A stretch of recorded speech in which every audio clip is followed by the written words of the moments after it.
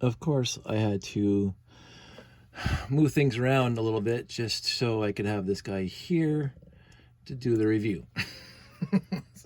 So it's not in sequential order from the smallest to biggest, because this is the review of set 920. Rocket launch pad came out in 1979. 170 elements, classified as Lego Space Classic on Piron and Lugnet. Oops, this thing should not be looking like that. Sorry, I didn't realize that when I moved it. I did not have, okay, I didn't have any of these classic spaces besides the 918 new. It took me a long time to build this guy, and not because I didn't have the pieces, it's just I just never got around to building it. I built the ships, I built the vehicles, I built the Galaxy Explorer, I even built the command center well before I built this guy. And the first time I built this guy, I said, it's a really cool set. But then it grows on you. I mean, it's not just a cool set, it's an awesome set. So, and I'm doing this review. Let's go a very, very, very quick tangent. Stuff's going on, not in my personal life, and not necessarily quote unquote in my professional life, but in my volunteer life. There are some things that are going askew, so I'm waiting for a phone call, so this might be interrupted. So, but anyway, let's get back to the set review. Now, I had built this thing complete before this. I built it years ago when I used to have the layout in my basement when I first moved in here. It's a nice set to build. Now, specifically regarding this build here, because this thing has 2x2 round bricks in gray, and of course, as many of you know, in my layout, which you can't see in the picture way over there, I use hundreds of 2x2 round gray bricks, and I don't have too many left over. So I think I found 4 or 5, and this thing took 11. So on some of these parts of these builds, I just substituted 2x2 round plates instead of round bricks. That's what I did because I don't feel like taking my layout apart. So on this specific set, there are some substitutions. Instead of 2x2 round bricks, I have added 2x2 round plates, and you can even see it up here in the radar dish. There's 2x2 round plates there and 2x2 round plates there, but stacked 3 of them together, you get a 2x2 round brick. So and over here too. So the perfectionists will say, those are not 2x2 round bricks. Yes, they're not. And again, because I don't feel like taking my layout apart. and I ran out of them. And again, what's going to happen is between now and whatever, I'm going to buy another lot that's going to have 2x2 round bricks in it. That's what's going to happen. So I'll worry about it then. The other quick substitution is because I have my huge set of 854s, the Technic go-kart, using the black hose, 13 studs long. I'm using as many as I find in lots, used lots. I keep on replacing the ones that are in my go-karts that are the dark gray from the pneumatics with black. So all my go-karts look with the black hoses. That the 3 13L hoses in here are dark gray, newer pneumatic tubing. Sue me. I don't care. It's good enough for Canada, as they say. But anyway, other than that, it's the original set. So those are my substitutions. I thought I'd give that straight up at the beginning. So the Alpha-1 rocket base, I think it's called the Alpha-1. So this one calls it the rocket launch pad, but I think in the 400s, let's see, Alpha-1 rocket base, and that was set number 483, Alpha-1 rocket base.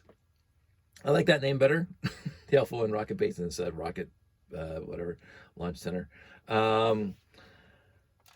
Is a really, really nice set. And then specifically, there's some specific things on this set beyond the black tubing, which is really cool. And I think it only came in, it's the only time I saw black tubing. And again, they borrowed it from the Technic line that came out a year before. The wash, the taps they use for filling stations here, and the taps there and there. Genius. Again, they didn't have to make a new part. They just used the taps that were along in the homemaker sets. And they also used the same taps And this set that came out a few years before, now this is not the right color, but I don't have the originals anymore, lost in the ages. But they use the taps not just for the homemaker sets, but they use them in other sets too.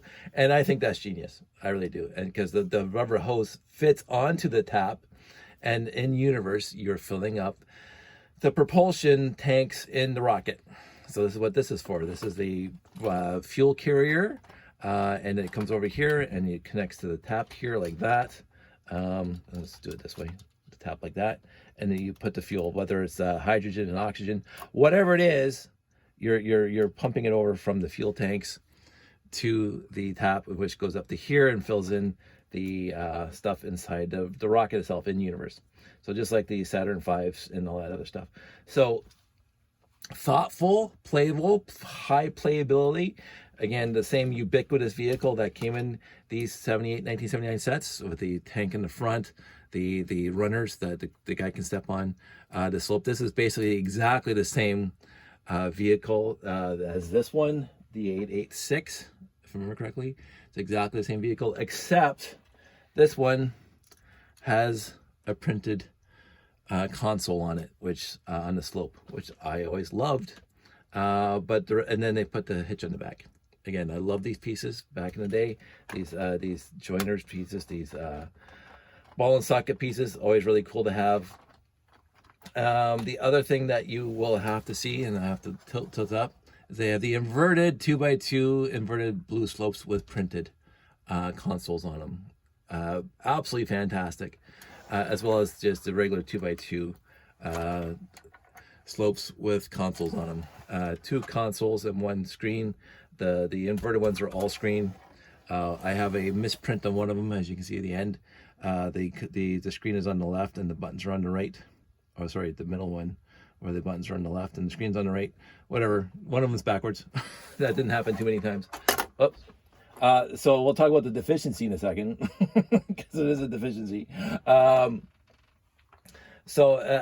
comes with three blue 2x2 slopes with printed, and three inverted blue 2x2 slopes, inverted slopes with printed, and one gray slope printed. Those are your printed pieces besides what's on the torsos. The rocket itself, really, really cool, except you don't get an axle with this. And again, the 2x2 round bricks came with axle holes even back in 1978. The 4x2 thruster did not. And these things are solid stud on the top and bottom. But you could have put an axle in here to hold this thing together. And they didn't think about that in 1979, which is a little bit odd, because I think about it all the time. The other thing is they did not put a tile down here at the bottom here to hold the rocket, because you're supposed to push it down so it doesn't fall over. The fall away gantry, just brilliant, because again, people were watching the Mercury and the Gemini projects where the rocket would lift off and why is that crooked, and the tower would fall away like that. The Apollos, they didn't fall away.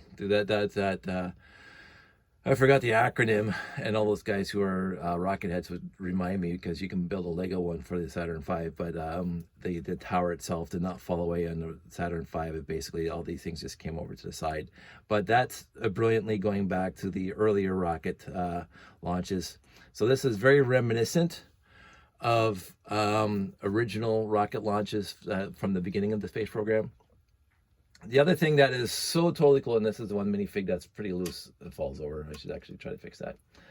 The one thing that is really, really cool and really, really mind-blowing back in the day when you actually built this thing for the first time is this radar dish. It's greebled-ish, but it's really, really cool looking. They had the big 8, the 8L, the 8 stud wide radar dishes there, and on the command center way over there that you can't see because I got the camera tilted out. This is only a 4L radar dish on here, and the green always makes an appearance on these radar dishes, which is great. But they put a 2x2 round brick and then two 1x1 round bricks to hold it out there, and they put these 1x2 with handles in the back. They did that also on the. Can you do it over here? They did it over here on the command center too, except they just used 2x. Again, you can't see it. I'm gonna tilt that up. Over here There. You can see that's an 8L, 8 wide radar dish, but they just use two 2x2 round bricks. But they also have the two 1x2 with handles on it. But this one looks cooler. This one looks a lot cooler. It does hit the antenna, but you don't care. So this was a marvelous thing, and it's like the first big attempt at greebling and make it look really cool. But that radar dish is one of the coolest things they ever did on these original sets. Actually three red 1x1 trans red, and one green 1x1 trans green round, and then of course another green one over here. The rocket itself has this little satellite that can come off in space, and this is like a satellite, maybe a communication satellite, Anik D or Anik C. Of course, it's Canadian. So the one deficiency in this set is that they did not put an axle through the rocket, and they should have, because it does come apart. My 2x2 bricks are sometimes a little loose, and they could have just put like a 10 or a 12L axle in there to hold all that together. That is the one deficiency in this set. But other than that, I cannot complain. It's a fantastic set. It used the tails of the space. Oh, no, I'm gonna have to tilt this back down. There we go. It used the tails from the spaceships as the support pads, the support structure for the actual command center. That was really cool. And again, they continue that with the 926, and they also continue that these in the 928. You can see them over there. So they used them all in all three buildings. They use the same kind of support structure, which is really cool. I like the consistency across the theme, where they use the same idea for the buildings. The buildings look remarkably the same and yet remarkably different. And they use the same kind of setup with everything, but each one of these is unique in and of itself. So it's a really solid set, and it's really in universe. It gives you, especially if you grew up in the 60s and 70s. I was born in the 60s, so I don't remember the Apollo missions, but I remember seeing a lot of Commander Toms and whatever. Like, it was the $6 Million Man. All of them had the rocket launchers going on. And I studied the Gemini and the Mercury projects. And so having this set that is remarkably similar is kind of, out of all these sets that came out in the original series, out of all these sets, this one was the most, I want to use the word realistic, for what we knew at the time from the space program in 1978. The shuttle had already been brought out onto the testing. The Enterprise was already out. And I can't remember when Columbia's first flight was into space. I don't know if it was like 1979 or 1980, or maybe even 81. I can't honestly remember the Columbia, but since classic space was developed pre-1978, because it hit the market in 1978, so it was developed pre-1978, and we could even probably surmise that the classic space line was thought about and on the prototypes and on the books prior to Star Wars in 77, because it would take a long time to spool up and design and whatever. So I would imagine that the classic space line was developed before Star Wars even hit the theaters. And yet when the Star Wars hit the theaters, there was a huge demand for it. And I think that's why they pushed the launch date for some of it prior to Christmas 1978. But I would imagine somewhere in that, some book, somewhere, design factory of Lego, that these 11 sets or something similar to them were under design and or prototyped before 1977 and 1978, before the space shuttle actually started flying.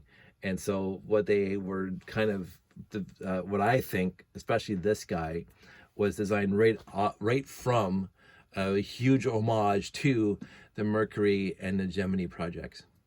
Not necessarily the Apollo projects, but small enough where the tower does fall off to the side like that, and the rocket's smaller and takes off. Again, the whole setup with the control console right next to the rocket never happened, but it is inspired by, it's an homage to the rocket programs from the 60s and early 70s, and or 50s and 60s. And I love this set. And again, it doesn't look like it's military. It looks like it's all exploration. Like most of these classic space sets looks like they're all explorations. I mean, again, the three big ships have pew pew pew, and even the little tiny flyers here have pew pew pew on them. But other than that, they don't. There's nothing out here. Like the pew pew pew, the one by two with handles are gantry holders for the rocket here. They're not used for guns. The one by two handles with one by two with handles is used as greebling for the radar dishes, not shooters. So in the end, looking, as I say, looking at all these sets, this one seems to be the most real, quote unquote, in universe realistic to what we knew at the time as a space program, because it looks like it came out of the space program. So maybe not to scale, and maybe not to the detail of the Apollos and the Mercuries and the Geminis, and you don't see the big huge building center or whatever else like that to build the rocket, to put the Saturn V together and all that stuff. But in the end, you look at it and you say, that's exactly what it is. It's a form and function together. It's a nice set. It's a playable set. After you put it together, you can have lots of fun with it on its own, and it works perfectly well with the rest of the series. It does. It really does. It fits in exactly the same color scheme as the 926, the 928, and the other vehicles. The vehicle itself fits in with all the other driving vehicles. Like, it's amazing considering the limited number of pieces, and maybe that's what makes it more cohesive, is there was only a limited number of pieces that a set could actually use at the time. But it's amazing just looking at them now, how cohesively cohesive, how fantastically cohesive all these sets look together. And again, if you had this set on top of that, basically now, sorry, get it on the screen. Put that over there for just return. Put this right here. So I'm looking at my screen. You get this guy, and then you get the tracker. So all of a sudden you get, if you just get these three sets, you have a whole setup where the rocket launches the rocket, and these guys are chasing it around and tracking it with their mobile stations, right? Fantastic playability when you get more sets. And even if you had this guy, the actual mobile rocket launcher, again, the rockets are very, very similar in stature and size. This one's a little bigger because it's got a huge rocket platform. This one's a little smaller with a tracker on it. So you just get these four, and you're having a great time. You're having adventures in space. And I think that's utterly fantastic. That and looks like all four of these sets belong in one comprehensive set, right? Because they all look the same. They all remarkably the same. They all the same type of rocket. They all have the same, obviously the same minifigs, but the same kind of vehicles all the way around. It's just utterly fantastic. Just those four sets. But then you add the rest of them, and you have a whole space base, a whole adventure village, a whole go off on like explorations of asteroids and planets and solar systems and galaxies. Just the unlimited imagination that these sets would have invoked in 1978. As I say, when I got my first 918 back in the day, I had huge adventures with it. That was a very, very well used set, flying around the house, flying around the backyard, just having adventure after adventure after adventure, and coming up with stories that eventually led to us making the movie a few years later. And that's what classic space, original 11 sets, really does invoke in my mind. Everything is, I won't say rudimentary, because it's not rudimentary, but when you come down to it, the basic components are mostly basic bricks, mostly basic plates, mostly round bricks. There's not a lot. The number of modified bricks and modified plates in any of these sets is very, very limited, very, very limited. And yet you get the details, and then you fill in, as Lego was so good for back in the day.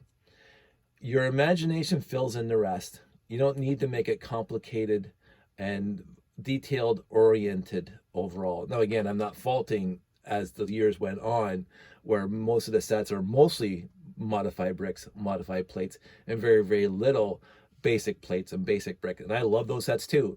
But for what started it all, you can see why people have an appreciation for the original classic space sets. I can see it just by looking at this stuff right now. I mean, of course, I lived it, so it's hard for me to separate my appreciation from my youth. If I came into this like not knowing anything about it, would I appreciate this stuff as much? I don't know, but I can't separate my childhood and my adventures and my stories and my playtime with my 918 and the rest of it as soon as I got them. I can't separate that because it is part. This is an integral part of my youth right here.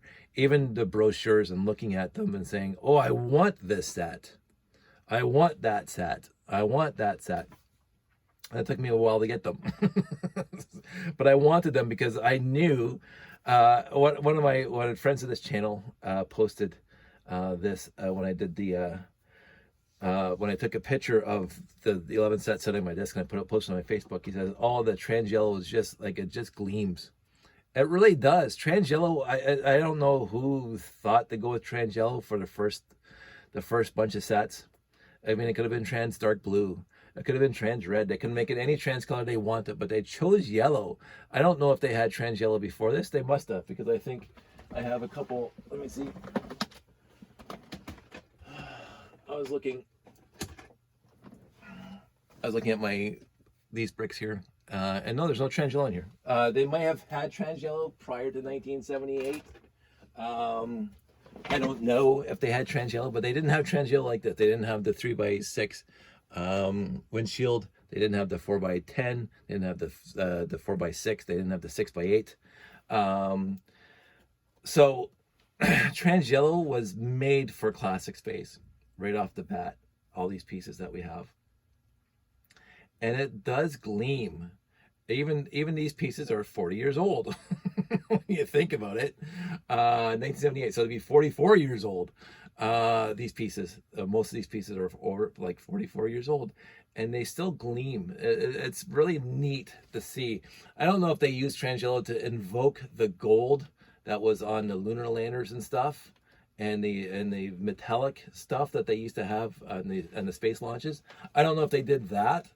But they went with trans yellow, and again, if they went with some other color back in 1978, maybe I'd love that just as much. But right now, I'm very thankful that they went with trans yellow and the blue. Again, the blue wasn't a major color back in the day because houses weren't blue, vehicles weren't overall, they weren't blue, and so I don't know why they chose blue for the solid color for the bases and the vertical parts of spaceships, and the wings were gray. I get the gray. The gray was easy. like you look at the lunar lander from a distance, it looks gray, so it didn't matter. Gray looks like original space, but the blue seems out of the blue, as they say, out of the blue for the blue.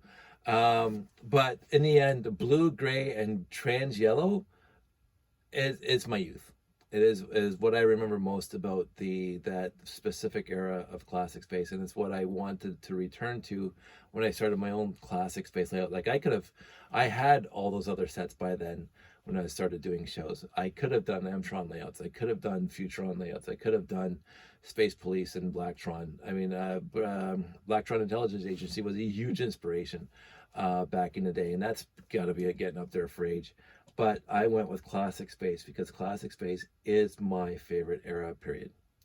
It really is. And especially the first year of classic space. Now, again, as I said before, and even in this own video, the subsequent sets that came out from 1980 on were better overall, a lot more pieces, a lot more detail, a lot more whatever. But these 11, extremely cohesive across the entire theme. These 11 extremely invoking my childhood across the entire theme. These 11 look, without a lot of work to be exactly, a lot of detail, they look exactly like they're supposed to. And I don't know if they changed anything, if I would feel differently. But every set in here is a winner. I mean, I'm going to do a synopsis at the end.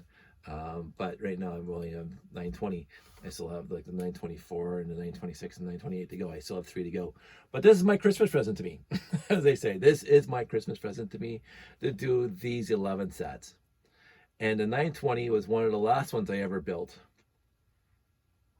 And it is still, I mean, out of all those 11, it's not the worst, it's not the best, but it's hard for me to say. It's such a wonderful little set. This set on its own is worthy. It really is. It comes with a base plate. Now, so quickly, on that specific tangent, the 926 that we're going to get into in two more videos came in two different iterations, and I talked about in my other video, about the style, the changes in parts that the Lego company did, as they evolved. Again, what happens now basically is Lego puts out a set, it's on the market for 6 months and it disappears. So they only have quote unquote one production run for the, so they pack up, they produce all the bricks and they put them in boxes and they ship them out. They have one production run, and I think that's about it. And if they sell it quick enough, they might do a second production run. But the second production run is, as far as I know, identical to their first production run. That didn't happen in Classic Space. That did not happen at all in Classic Space, especially these original sets and going up to 1982. Because they're evolving. This was their first kick at the can. This was their first attempt. Right? As I say, the minifig just came out the year before, or even the year of, depends on what you say when some of these Classic Space sets were released. Either 1978 and some Classic Space games, or 1979 when the rest of them came out. But as I mentioned earlier, the 1x1 round trans red bricks, round trans, are according to the inventory solid stud, and everyone I saw was not a solid stud. And that did change between 1978 and 1980, because by 1980 showed up, all the studs on trans, or any 1x1 round brick was open stud. So that changed halfway through the production run, because again, these guys were in a production run for years. I don't know how many years, at least two, 1978, 1979. They were at least two, and even in 1980, you could still see in the brochure 3-digit spaceships and stats. 1980 is when they came out with the 6890 and those other ones. And that was 1980, right? And so the 4-digit sets came out in 1980, and yet they were still producing and selling 3-digit sets. And so, as they say, the 1x4 hinge plate changed between 1982 and 1983. It's obviously it did, because it became to run 2-finger to 3-finger, 1-2 to 2-3. And they say the 1x1 round bricks changed between 1978 to 1980. And so, and the base plate, which is where this was going, the 926, which we will talk about, and I'll talk about it more when I get there. The 926, the original iteration that came out in 1978, had a flat 32 by 32 plate, base plate. That was it. One gray base plate, no crater, no whatever. And you had to build the craters, brick built craters. Again, I'll talk about that when I do the 926. But on that specific note of the 926 way over there, that you can't see it completely, I am not sure if the Alpha base, the Alpha-1 rocket base, came with a flat plate first and they changed it to a crater plate. I don't recall ever seeing anybody say the Alpha-1 base, the rocket base, came with a flat plate, 32 by 32. I believe it only came with a crater plate, because I think it was released the year later. The 926 came out in 1978. This one came out in 1979, even though they were all developed at the same time. And again, to be very, very specific, from what I'm told, it's all hearsay, so I could be 100% wrong, but I seem to recall the entire series was supposed to be released in 1979. All 11 sets were supposed to come out in 1979. But Star Wars hit the screens, space was massive, and they already had the sets in production for 1970. They were producing them in 1978 in boxes to be shipped for 1979. And somebody made a brilliant decision to release some of them 6 months earlier, before the Christmas. So November in 1978, the 926 hit the market. And when that one hit the market, it was only a 32 by 32. Wait, I gotta go. I'll talk to you. And I'm back. And yeah, it's not getting any better on my little issue, but whatever. I may talk about it at some point in the near future. I may write another book. I wrote a book. Did I mention I wrote a book? Uh, living in as people in the States call them HOAs, but this is not a homeowners association. This is a condo corporation, and stuff happens in condo corporations that just drive me nuts. But let's get back to this and wrap it up really, really quickly. The 920 is a very worthy set. It comes with 4 minifigs, or 3 minifigs. 3 minifigs, a red and 2 white. Yeah, 3 minifigs. It comes with some really, really wonderful pieces, including a 6x8 trans yellow and 9 1x4 trans yellow bricks. Fantastic. It comes with some really nice printed bricks, including inverted slope printed bricks. Fantastic. It comes with 3 rubber hoses, which no other classic space in the original lines did. Utterly fantastic. Comes with these taps. Fantastic. The rocket's really, really cool. So there's no major deficiencies in the set. The deficiencies are the rocket itself does not have an axle through it, which is, I think, a bit of a shame. They could have had that at the time.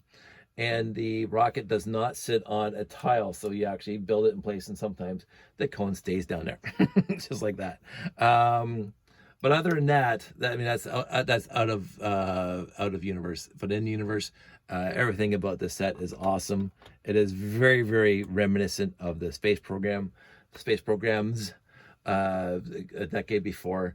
It's almost a direct correlation, the tower and the rocket, to the space program that came before. I think it's just brilliant that there was for me, it's a huge homage to that. The vehicles, it fits right in, and yet unique enough to be different. And so, yeah, it's a fantastic set. Glad I built it. One of my ideas is to actually have the Alpha-1 rocket base in the layout. And in the layout, I mean in the far back corner, the right side, there's a space for it. There's a whole 4 crater plates that nothing's on in the back corner. And I'm thinking that's always been a spot for something, and I just may drop an Alpha-1 and a 926 back there at some point. Just going forward, just to have something back there. And again, the original premise of my layout was to have no buildings from any of the series, and just have just the sets themselves, the ships and the vehicles, and some mocks built. But I already have a 928 building in the layout. Did I point to the right thing in there? Right there. So I already have a building from 928. I keep that in the layout because it's so cute and small. But I may drop a 926 and a 920 in the layout just to have them there, off in the back corner somewhere, kind of going from the small original sets to the big, huge tower that we got hiding in the back there. It's a thought. Again, I have far too many thoughts, by the way. Which, as you know, makes me make long videos. But I'm going to wrap this one up. 100% talking about the 920, a little bit of tangents that bring in other aspects of the 920 that are very, very important. And I just love it. It's an absolutely worthy set. So that's it. That's all. I hope everybody's doing well. And as I say, this is my Christmas present to myself. I get to talk about my favorite line of classic space sets right before Christmas. And I don't know when I'm going to end up, but my idea I've thought about today, I was trying to get on the calendar to figure out when I'm going to be ending this, because I only have 3 more sets to go. I might not publish on weekends going forward because I have enough to fill in a week. I don't know if I'm going to do that yet, but this is going to end. I'm recording this like in the beginning of December. And yet I'm so far advanced. I think I'm 9 days ahead on my uploads. So it's going to be sometime before Christmas when I finish talking about the rest of them. And then I'm going to probably call it make a break, because I made a lot of videos continuously over the last 3 or 4 weeks, and getting a video up every single day. And I am not running out of things to say, because I can talk and talk and talk. But I don't know if I'm boring you guys. But I do want to have a break over Christmas, and Sandy and I have a special thing going on between Christmas and New Year's that I'm sure some of you will hear about. but that's between Christmas and New Year's, and and therefore I will not be publishing much between Christmas and New Year's. But it I think I'm going to slow down a bit after I get these done, and then I still have to build the 2 monorails, which I know, and I don't think that'll be to the new year now. So everybody out there, stay safe. Take care of yourselves. I want everybody, well, I don't have to wish you a Merry Christmas yet because I got 3 more videos. But if I don't get those 3 videos done, everybody out there have a Merry Christmas and a Happy New Year. And I'm sure I'll say it again. And treat yourself well. And know that you're worth treating well. I think that we don't give ourselves enough credit ever and appreciate ourselves. So I think in order to move forward in your life, that you have to know who you are and appreciate who you are. And it took me a long time to learn that. And I really do now appreciate who I am. I'm a work in progress. I will always be a work in progress. But overall, I do appreciate who I am and what I contribute to the world. I know there's a huge rooms for improvement all the time, but people will not improve themselves unless they really want to love themselves and appreciate who they are and where they want to go with themselves. So love yourself, appreciate yourself, and know that I appreciate you. I appreciate that you watch these videos continuously and that you keep on responding to these videos. But even if you didn't, I would still appreciate you, because it's not the response that's important. It's the fact that you do watch them. You do take the time to watch them. And I appreciate that. So that's it. That's all. You guys all take care, and I will talk to you soon.